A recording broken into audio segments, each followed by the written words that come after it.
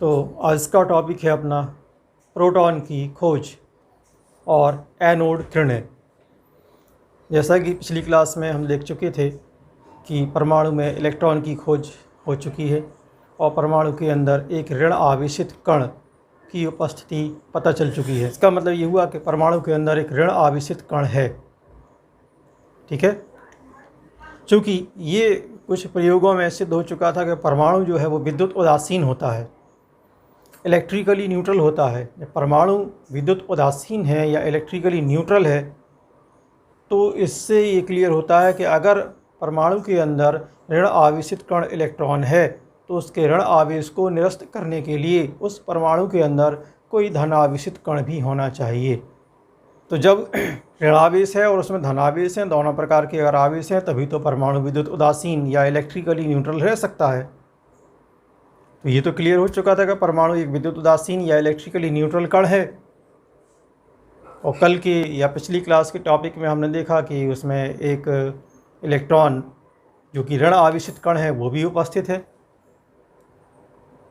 तो उसके ऋण आवेश को निरस्त करने के लिए कोई ना कोई तो धनावेश होना चाहिए, तभी तो ऋण आवेश को धनावेश कैंसिल करेगा और परमाणु विद्युत उदासीन हो जाएगा। तो ई गोल्डस्टीन नाम के एक वैज्ञानिक थे, 1886 में उन्होंने एक प्रयोग किया। उन्होंने ठीक वैसे ही जैसे कि कैथोड किरणों की खोज में जो विसर्जन नलिका लेकर के उन्होंने हाई वोल्टेज की विद्युत धारा प्रवाहित की, उसी प्रकार का एक प्रयोग इन्होंने अभी किया। बस फ़र्क ये है कि इन्होंने अपने प्रयोग में छिद्र युक्त कैथोड का इन्होंने उपयोग किया और इन्होंने अपने प्रयोग में देखा कि कैथोड के पीछे की ओर भी कुछ किरणें जा रही हैं और विसर्जन नलिका की दीवार जहां जिंक सल्फाइड की कोटिंग की गई है उससे टकरा रही हैं और वहां पर एक हरे रंग का प्रकाश उत्पन्न कर रही हैं।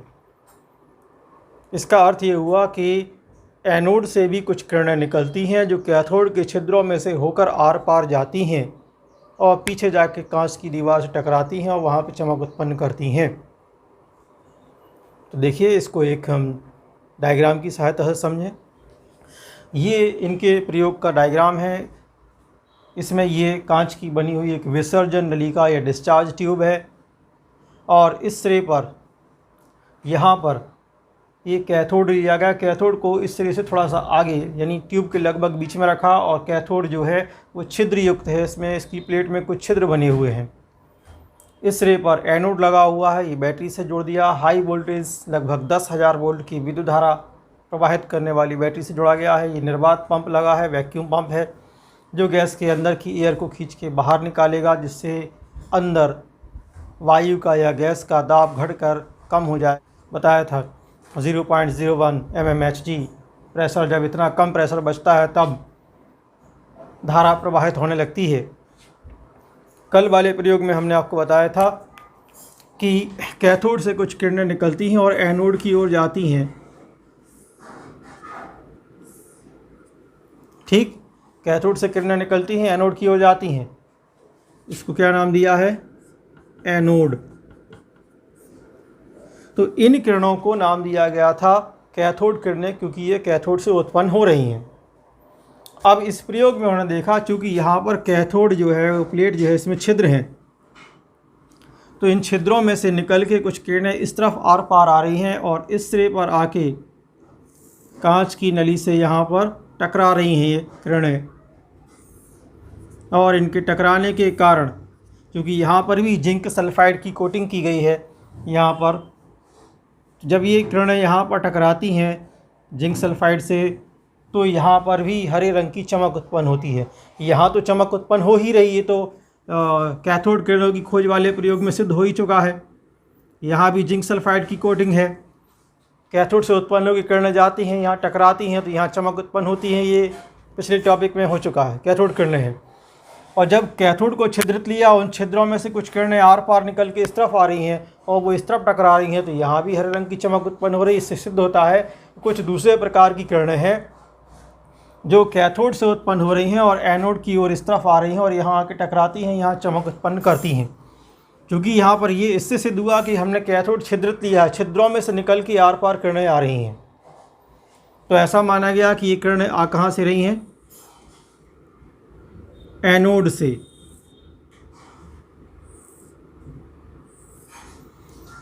तो एनोड से कुछ किरणें आती हैं जो कि कैथोड के छिद्र से निकल के आर पार इस तरफ आ रही हैं और यहाँ चमक उत्पन्न कर रही हैं। इन नई प्रकार की जो किरणें हैं, इन नई किरणों को नाम दिया गया है एनोड किरणें। एनोड किरणें। और ये जो एनोड किरणें हैं ये भी एक प्रकार के कणों से मिलकर के बनी हुई हैं। और ये देखा गया चूँकि ये किरणें एनोड से उत्पन्न हो रही हैं और एनोड पर धनावेश है, एनोड पर धनावेश है, धनावेशित प्लेट से उत्पन्न हो रही हैं और ऋण आवेशित प्लेट यानी कैथोड की ओर आ रही हैं। इससे सिद्ध होता है कि ये जो किरणें हैं ये धन आवेशित कणों से मिलकर बनी हुई हैं। उन धन आवेशित कणों को नाम दिया गया प्रोटॉन। इस तरह से प्रोटॉन की या एनोड किरणों की खोज हुई। और ये भी देखा गया कि इनके जो कण हैं यानी जो प्रोटॉन हैं, जिन कणों से मिलकर ये बनी हुई हैं, इन कणों के ऊपर ठीक उतना ही आवेश या उतना ही चार्ज होता है जितना कि इलेक्ट्रॉन पर होता है। अंतर सिर्फ इतना है कि इन किरणों के ऊपर जो आवेश है उसका चार्ज जो है चिन्ह धनात्मक, एनोड पर धनात्मक होगा और जो इलेक्ट्रॉन का चार्ज बताया था उस पे होता है ऋण आवेश। केवल आवेश बदल गया है, इलेक्ट्रॉन पर ऋण आवेश और प्रोटॉन पर धनावेश होता है, लेकिन आवेश की मात्रा दोनों में समान होती है। इनका जो आवेश होता है इसका संख्यात्मक मान 1.602 इंटू 10⁻⁻19 कूलाम होता है।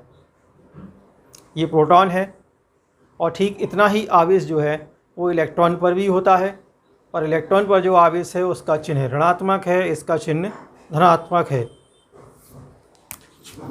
1.602 इंटू 10⁻⁻19 कूलाम ये आवेश होता है इन पर, ठीक। या इसको ऐसा भी लिख सकते हैं +1।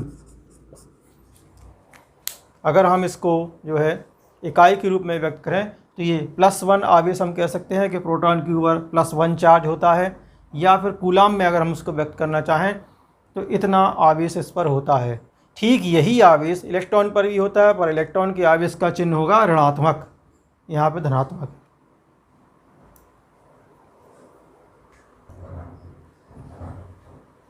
ये नेक्स्ट टॉपिक है अपना एनोड किरणों के गुण। सबसे पहले गुण में पहला पॉइंट आता है कि एनोड किरणें जो हैं सीधी रेखा में गमन करती हैं, बिल्कुल कैथोड किरणों के समान। दूसरा पॉइंट है कि एनोड किरणें जो होती हैं ये धातु की पतली जो पन्नी होती है उसके पार निकल जाती हैं। मतलब धातु की अगर पतली पन्नी ली जाए उसमें से ये किरणें आर पार निकल जाती हैं। तीसरा पॉइंट ये है यहाँ पर कि जब इन किरणों के मार्ग में विद्युतीय या चुंबकीय क्षेत्र लगा दिया जाता है तो ये विक्षेपित हो जाती हैं चुंबकीय क्षेत्र में या विद्युतीय क्षेत्र में, लेकिन इनके जो विक्षेपित होने की जो दिशा है वो कैथोड किरणों के विपरीत होती है।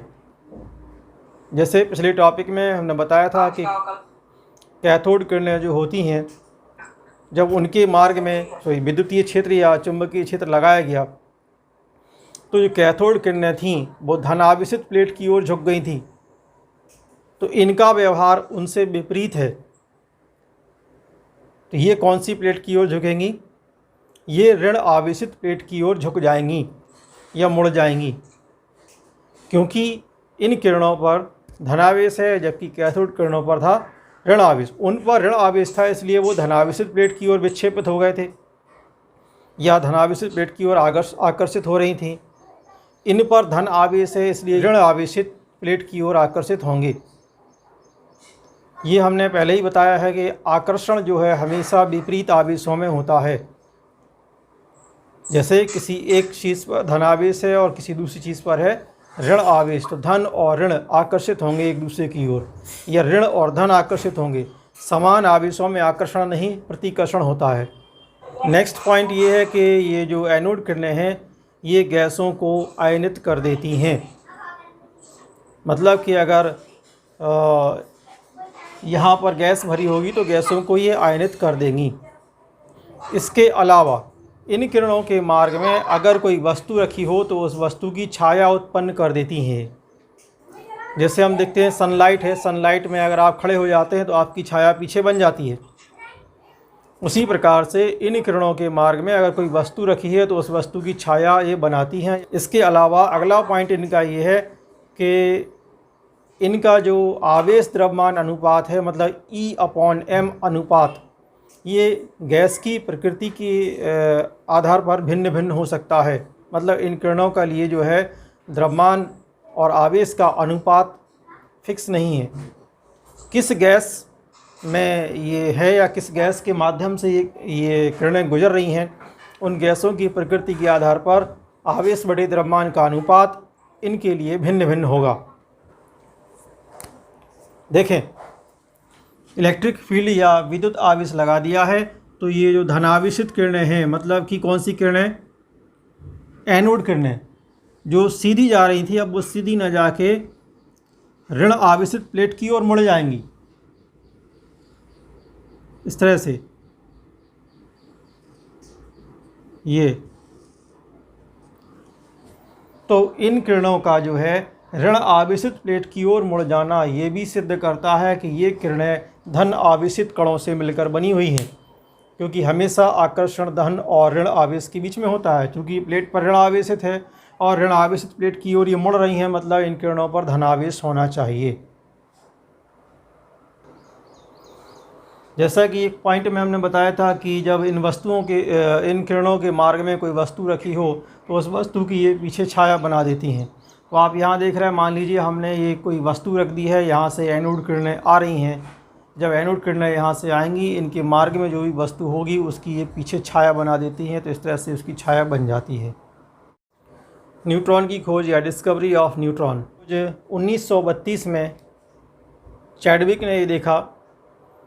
चैडविक एक वैज्ञानिक हैं, उन्होंने ये देखा अपने प्रयोग में कि जब कुछ हल्के नाभिक जैसे कि बेरिलियम या बोरॉन, इन पर हम अल्फ़ा कणों की बौछार अगर कर दें तो एक नए प्रकार का कण उत्पन्न होता है जिस पर कोई आवेश नहीं होता है, और उस कण का द्रव्यमान प्रोटॉन के द्रव्यमान के लगभग बराबर होता है। उस कण पर कोई भी आवेश नहीं है, उस आवेश रहित कण के लिए नाम दिया गया न्यूट्रॉन।